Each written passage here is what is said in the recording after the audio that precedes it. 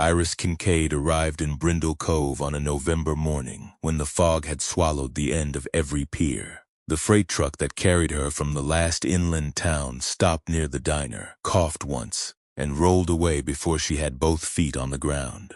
Cold went straight through the wet leather of her boots. It found the split in her left glove, the thin place at her collar, the cracks already forming on her lower lip. She stood there with a canvas bag over one shoulder and a dented tin box held close against her ribs. The box was not valuable to anyone else. It held curved needles, wax thread, scraps of sailcloth, and a small palm guard darkened by years of use. But to Iris, it was proof that she had once belonged to a room where work mattered, proof that her father's hands had existed, proof that not everything could be washed away by floodwater, paperwork, and men who explained loss as if it were a matter of proper filing. She had not come to Maine to begin a dream. She had come to survive winter. Before Brindle Cove, there had been Erie, Pennsylvania, and a narrow repair shop that smelled of lake water, oilcloth, rope fiber, and black coffee. Iris and her father had patched boat covers, fishing nets, bait bags, rain gear, and canvas awnings for men who could not afford new things and could not risk broken ones. Her father used to say that rich people noticed beauty, but working people noticed seams. Then the flood came. It took the shop first, then the tools they could not carry, then the records the insurance company later claimed were necessary, then her father's strength. By spring, he was gone. By summer, the landlord had locked the door on what remained. By autumn, Iris had learned that grief was heavy, but hunger was sharper. So when a labor aid woman in Erie gave her the name Nora Wexley in Brindle Cove, Iris took it. Names were like knots. Sometimes they held.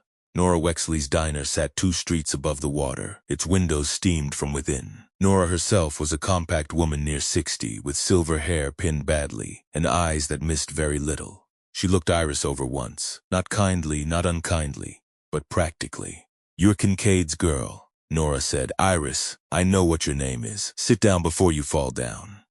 The chowder Nora placed in front of her was thick with potato and haddock. Iris ate slowly because eating too fast after 2 hungry days was foolish, and she had survived this long by refusing foolishness whenever she could afford to. Nora watched her from behind the counter, wiping the same clean spot with a towel. "You still have his needles?" Nora asked. Iris touched the tin box. "Yes, good. Reed Halverson needs hands at the net loft. He won't believe you can do the work." "I don't need him to believe it first." Nora's mouth shifted, almost a smile. "No, I suppose you don't." An hour later, Nora walked her down through the fog to Halverson Marine, the net loft, the largest gear repair shop still working along Brindle Cove's waterfront. The building leaned toward the harbor, as if listening to it. Coils of rope hung under the eaves. Torn canvas lay over sawhorses near the open bay door. The air inside was colder than the diner, full of salt, tar, damp wood, old wool, and men who had already decided she did not belong there. Reed Halverson came out from behind a workbench with a ledger in one hand. He was 34, broad-shouldered, dark-haired, and tired in a way that did not come from one bad night. His eyes moved over Iris's coat, her boots, the canvas bag, the tin box.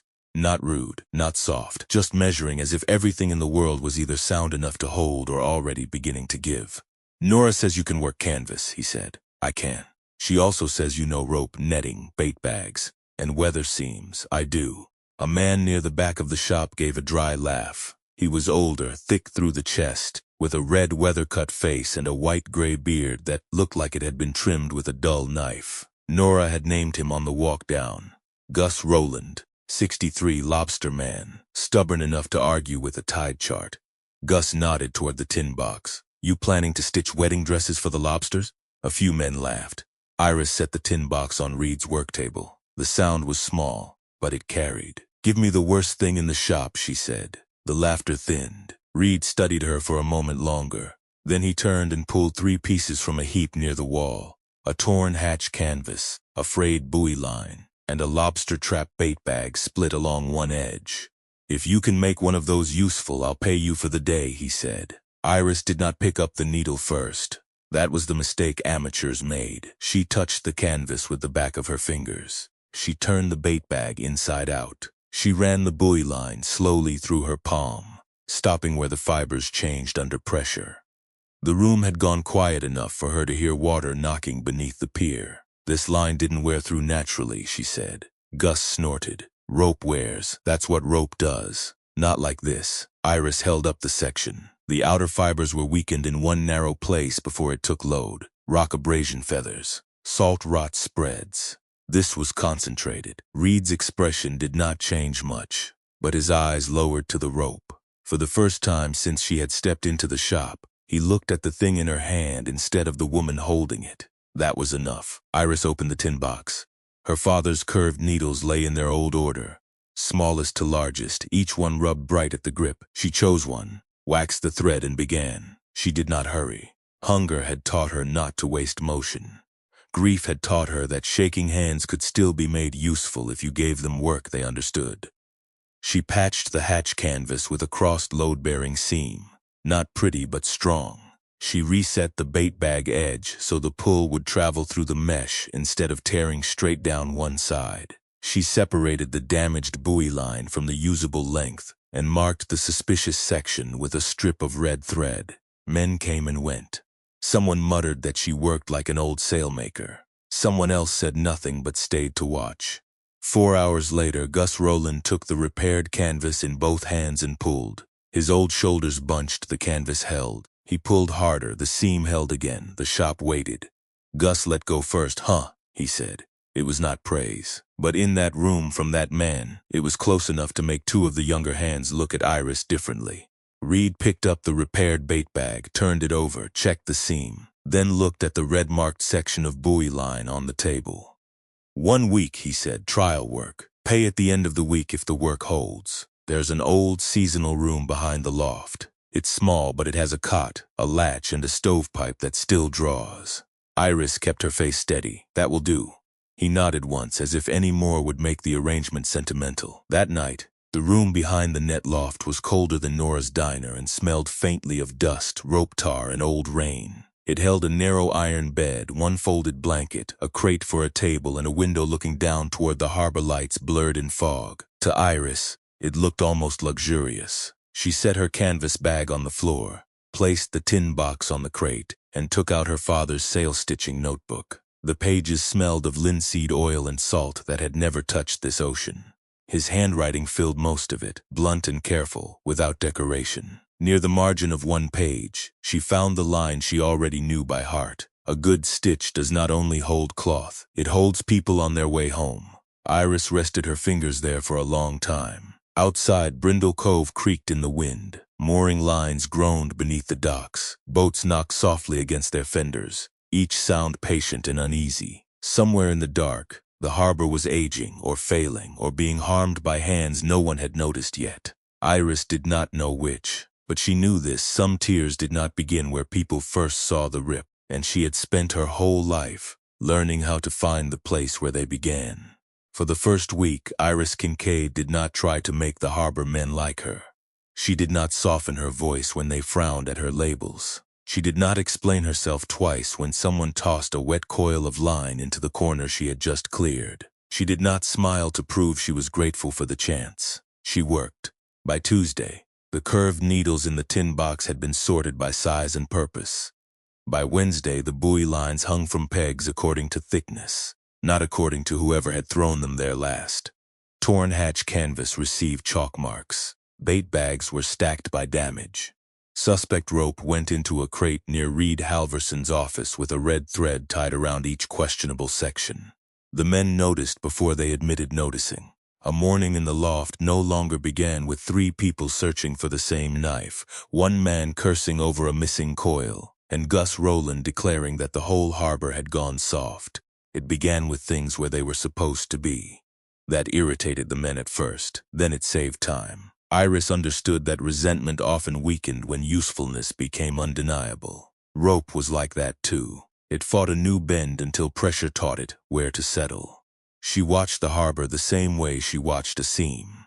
Gus Rowland always flexed his left hand before stepping down to his boat, 2 stiff fingers opening slower than the rest. Some old line injury, she guessed. The kind a man would rather mock someone else than discuss. Reed almost never finished breakfast when bank letters lay unopened on his office desk. He drank black coffee as if it were a tool and not a comfort. His hands remained steady, though. That told Iris he was not panicking.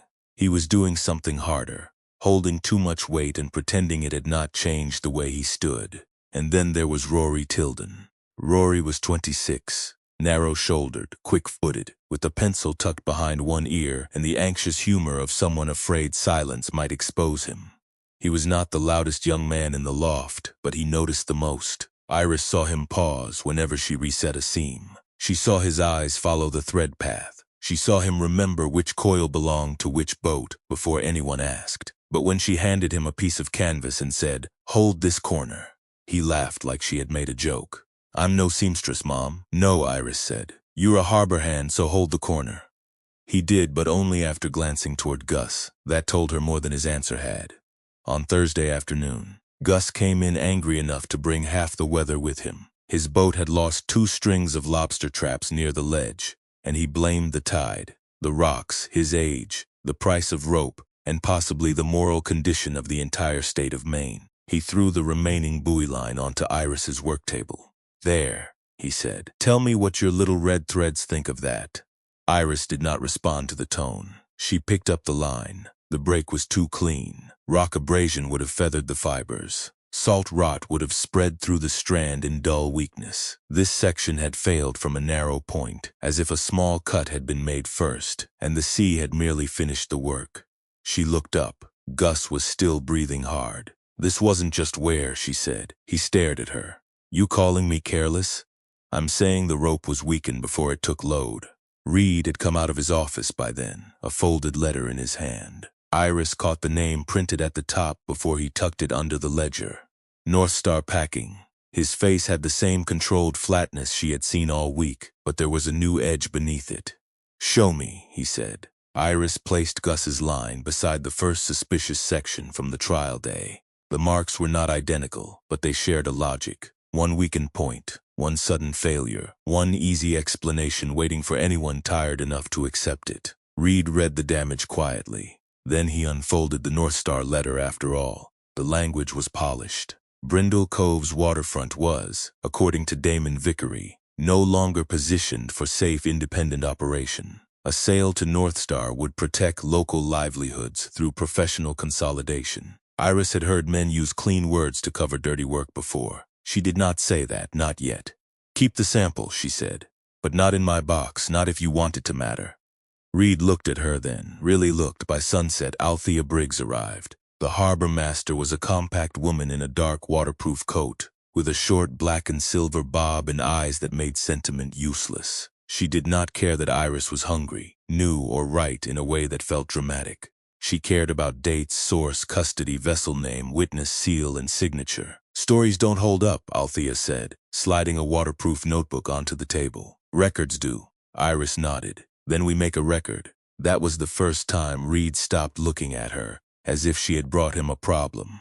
For one brief moment he looked as if she had brought him a path. The next day, Rory lingered after the others left for coffee. "You really think a stitch matters that much?" he asked, pretending to study a coil of line. Iris took one of her father's curved needles from the tin and held it out to him. "If this seam fails in weather, the man trusting it may not come home," she said. "You decide whether that is small work or large work." Rory did not take the needle at first. Then he did. His fingers were clumsy, but not stupid. Iris showed him once how to push the curve through canvas without fighting the material. He watched carefully, too carefully to be pretending.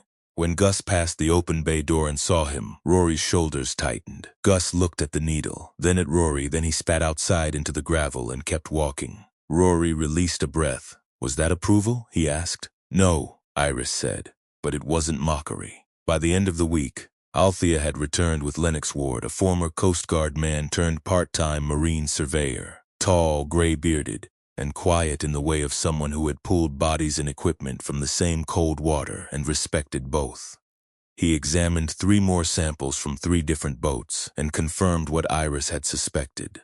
Not proof of sabotage, enough to open an inquiry. That same afternoon, Etta Marlowe from the harbor office came down with a folder held against her chest like a shield. She was small, sharp-eyed, and wore her glasses low on her nose as if everyone else's paperwork had personally offended her.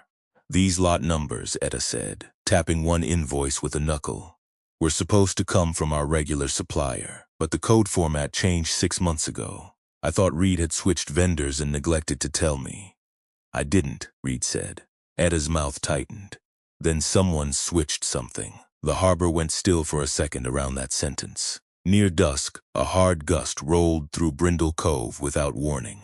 It came low over the water and snapped the loose flags against the pilings. A small skiff at the east float lurched sideways as its secondary mooring line gave way. Rory saw it first. "That line's going." Iris was already moving. "Use the spare we checked this morning, not the coil by the door. The marked one on the second peg." Rory ran. Reed reached the float before the skiff could swing into the main dock. Gus, already on the pier, caught the bowline with his bad hand and swore so hard the gulls lifted off the roof the spare held. The skiff knocked once against a fender, hard but harmless, and settled. For a moment nobody spoke. Gus looked at the saved boat, then at the line Rory had brought, then at Iris standing in the wet wind with her hair coming loose from its tie. "You saw it before we did," he said.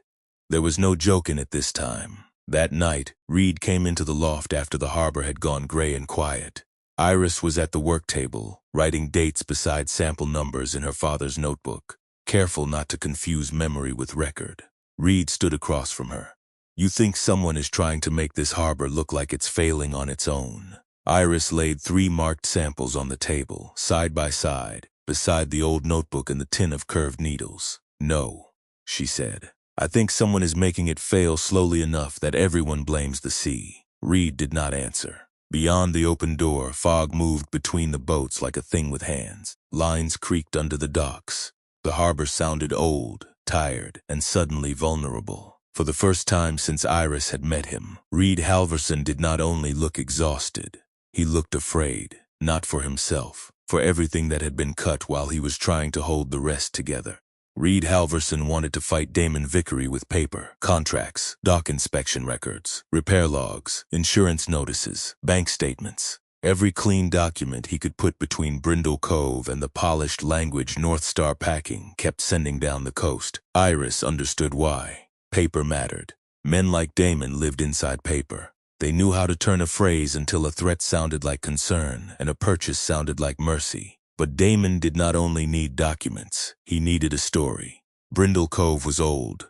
Brindle Cove was unsafe. Brindle Cove was disorganized. Brindle Cove could not save itself. That was the story he was building, one letter, one rumor, and one failed line at a time. So Iris gave Reed a different answer. "Don't meet him in an office," she said. They were standing in the net loft after dark, with the work tables cleared and 3 sealed rope samples lined up beside Althea Briggs' records. Reed looked at her as if she had handed him a tool whose use he did not yet understand. "Where then?" "Here," Iris said, "in the big shed, before the harbor committee meeting. Every boat brings gear, lines, fenders, bait bags, canvas, life vests, repair logs. Althea records it. Lennox tests what Neen voices." Reed frowned. "That sounds like work." "It is work." "And Damon? You invite him."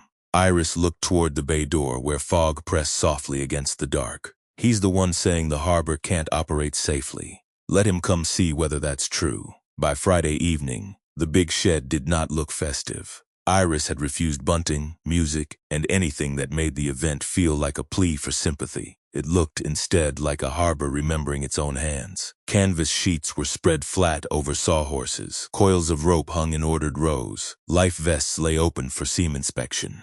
Lobster trap bait bags were stacked near one table, their torn edges waiting for repair. Althea stood beside a chalkboard marked with vessel names, incident dates, gear type, sample status. Lennox Ward worked under a hanging lamp with a magnifier and a knife, quiet as a surgeon. Etta Marlowe sat at the far end with invoices arranged in unforgiving piles. Nora Wexley brought chowder in 2 heavy pots and set them near the stove. "People think better when they're warm," she said.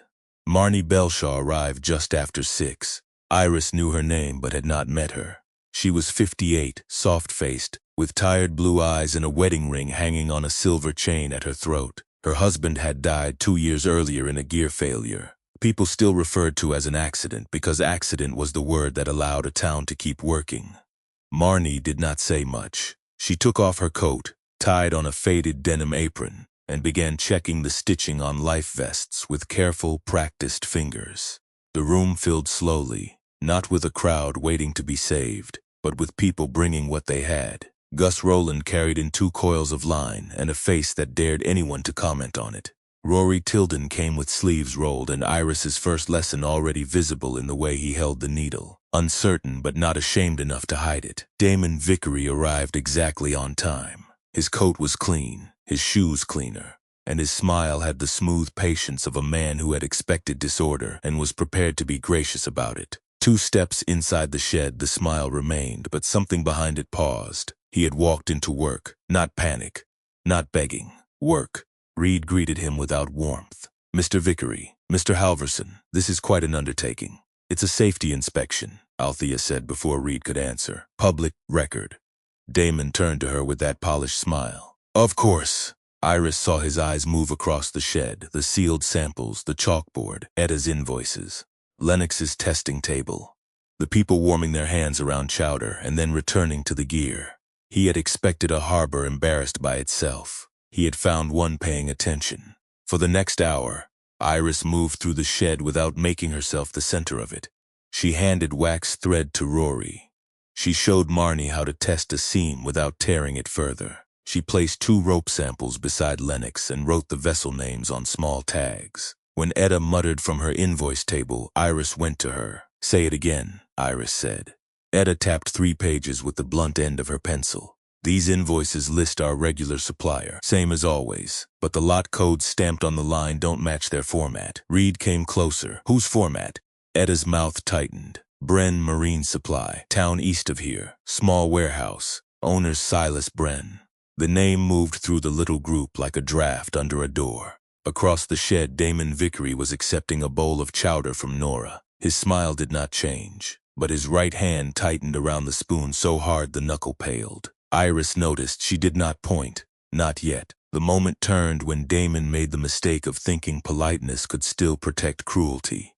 He had drifted toward Iris's table while Rory was setting a patch into a bait bag. Several people stood nearby, listening without pretending not to. "I admire the effort," Damon said. "Truly. But a harbor facing serious debt and repeated safety incidents may need more than a wandering seamstress with a box of old needles." The shed quieted. Reed's shoulders shifted. Iris lifted one hand slightly, stopping him before he stepped forward. She took 3 pieces of rope from the table and laid them in a row. "This one is standard marine-grade line," she said, touching the first. "It wears in a way you can predict if you inspect it properly." She touched the second. "This one was billed as the same quality. It isn't. Lower tensile strength, softer lay, it takes salt poorly." Then the third. "This one was weakened at a narrow point before it failed. A man trusts line like this to hold a trap, a buoy, sometimes a boat. If the line lies to him, it waits until the weather is worse to tell the truth." No one moved. Lennox came over, wiped his knife, and nodded once. "Her read is sound." Althea wrote it down. Etta lifted 1 invoice. "And the billing doesn't match the stamped lot code." Damon's smile had become thin enough to see through. "I would caution everyone," he said, "against drawing conclusions beyond the evidence." "Good," Althea replied, closing her notebook with a clean snap.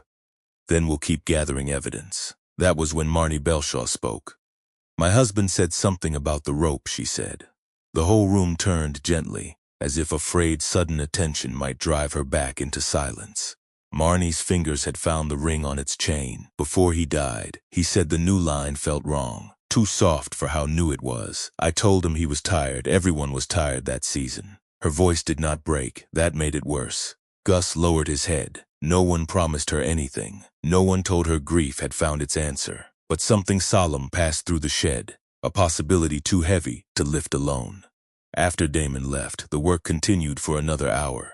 Quieter now but sharper. In Reed's small office, 5 people gathered around a desk too crowded for what it now had to hold. Reed, Iris, Althea, Etta, and Lennox. Althea tapped the sealed samples. "I'm sending a preliminary report to the Harbor Committee and the insurance office. No accusations yet. Safety concern. Possible material substitution.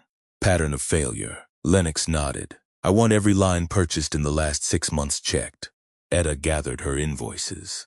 And I want to see Silas Bren's lot records before someone decides to misplace them. Reed looked at each of them, then at Iris. It was not the look of an employer deciding whether a worker had earned her pay. That look had gone. This was the look of a man discovering the thing he had been carrying alone had handles on more sides than he knew. Iris did not say they had won. People like Damon did not lose because one room saw through them. They stepped back, found another weak place, and cut there.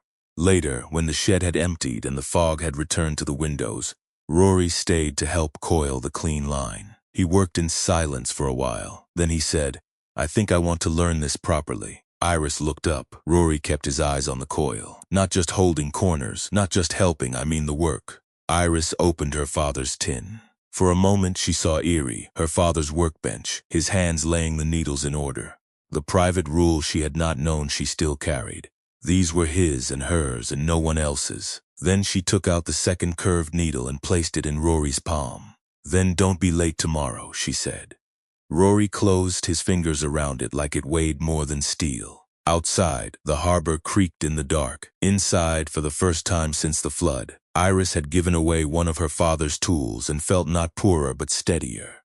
The days after the public gear inspection did not bring victory. They brought work. Althea Briggs sent her report to the Harbor Committee before breakfast the next morning, written in her square, exact hand, and copied twice. Lennox Ward spent 3 days moving from boat to boat with his knife, magnifier, and old Coast Guard patience, testing lines, fenders, bait bags, and canvas that had already been trusted too many times. Etta Marlowe sat in the harbor office with invoices spread around her like a paper storm, matching lot codes until her eyes watered and her temper turned dangerous. The pattern held.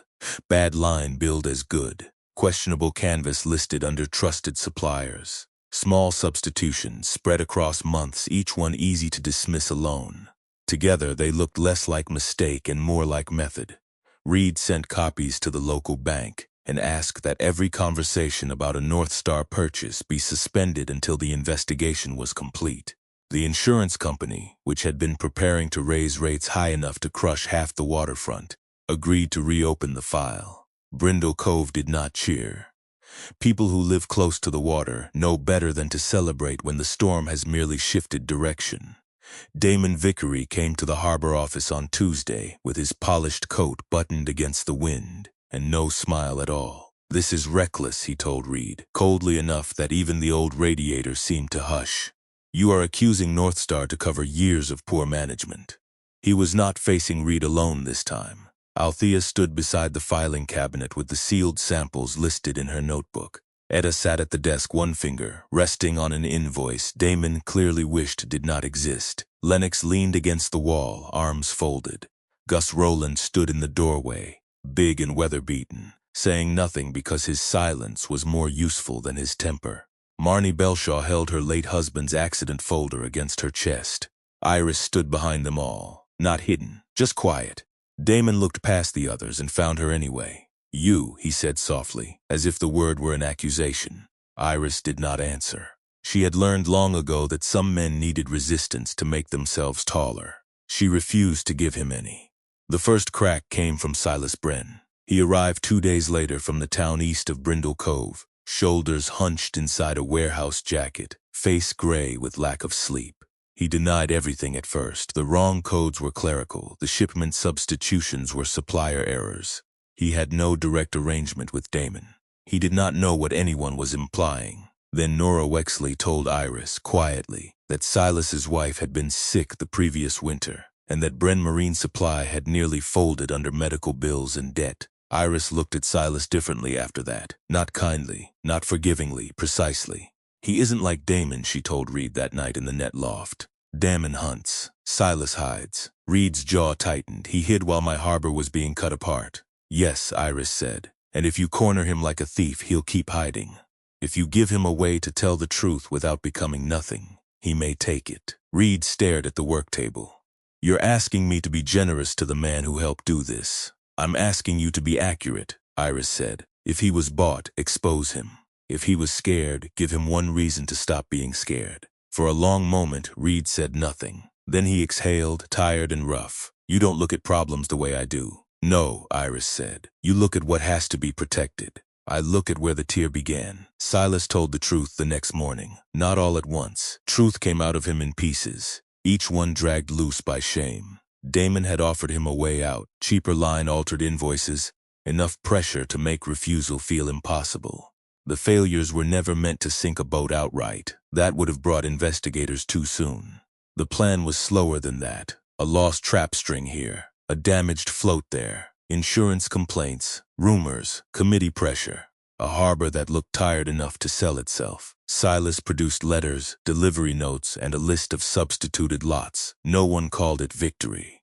The harbor committee paused every North Star proposal. North Star suspended Damon before the stain could spread upward. The insurance company agreed to reassess the damage as possible material tampering. The bank gave Reed an extension, not out of kindness, but because Brindle Cove now had records, a safety plan, and witnesses. The harbor had not been saved forever, but it had been given time, and for a working waterfront, time was sometimes the difference between a sail sign and a morning tide. The real storm came 3 nights later. Althea had already ordered every boat in by noon. No one went out.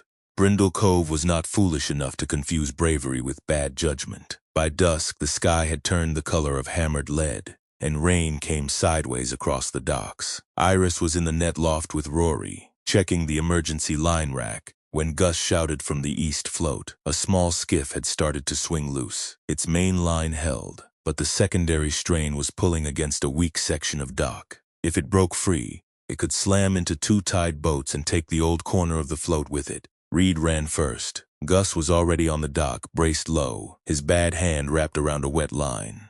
Rory reached for the nearest coil. Not that one. Iris shouted through the rain. He froze. Iris had seen the stamped code as lightning flashed over the rack. One of the suspect lots, not replaced yet. Not safe enough. Second peg blue mark. Split the load to both cleats. Don't fight the wind straight. Rory moved. This time there was no shame in his hands. He hauled the right coil, passed it to Reed, and tied the first knot exactly the way Iris had taught him. Reed looked back once, rain streaming off his face, then followed her direction without argument. Gus held the bowline and cursed at the sea with the intimacy of an old enemy. The new line took strain. The skiff swung, slammed once against the fender, then settled. The dock held, so did the harbor. By morning, Brindle Cove looked exhausted but standing. Torn seaweed lay across the planks. Rainwater dripped from the eaves. Men and women moved quietly from boat to boat, checking damage with the calm of people who had survived something together. Iris returned to the loft after sunrise. Her father's notebook lay on the work table where she had left it. She opened it to the last page, the blank one she had avoided since Erie. For months, she had thought the emptiness meant he had run out of time. Now she wondered if he had left her a place to begin. She took a pencil and wrote, Brindle Cove, Maine, post-storm gear inspection procedure, made by the people who chose not to sell the place they belonged to. Below it she wrote the names: Reed Halverson, Nora Wexley, Gus Rowland, Rory Tilden, Althea Briggs, Etta Marlowe, Lennox Ward, Marna Belshaw, Silas Bren. She hesitated before Silas, then wrote it anyway. Even a man who had failed could help the truth stand up, if he found enough courage before the end. Later that afternoon, Reed handed her a folded contract, clear wages, authority over the net loft, a room above the shop once the repairs were done, and if she wanted it, a new sign by spring. Halverson va Kincaid Marine Repair. Iris read it twice. I don't want you staying because you owe me, Reed said, or because you need a bed, or because winter is hard. She looked through the open bay door. Rory was showing a younger deckhand how to test a seam. Gus was complaining while using the new checklist exactly as written. Nora crossed the street with coffee. Marnie stood at the edge of the pier, facing the water without lowering her head. Iris folded the contract carefully. I'm not thinking about leaving in spring anymore, she said. Reed did not smile broadly. He only breathed out, as if some weight inside him had finally been given permission to rest. Iris put the shop key in her coat pocket, not because she had been rescued, because she had chosen. Outside, fog thinned over Brindle Cove. Inside the loft, coffee, linseed oil, salt, and new rope filled the air. Her father's notebook remained open on the work table, the blank page no longer blank. Iris Kincaid had come to the harbor with old needles, wet boots, and one narrow plan to survive the winter. She stayed because some places did not need a hero. They needed someone patient enough to see the tear, name it honestly, and begin the mending before everything came apart.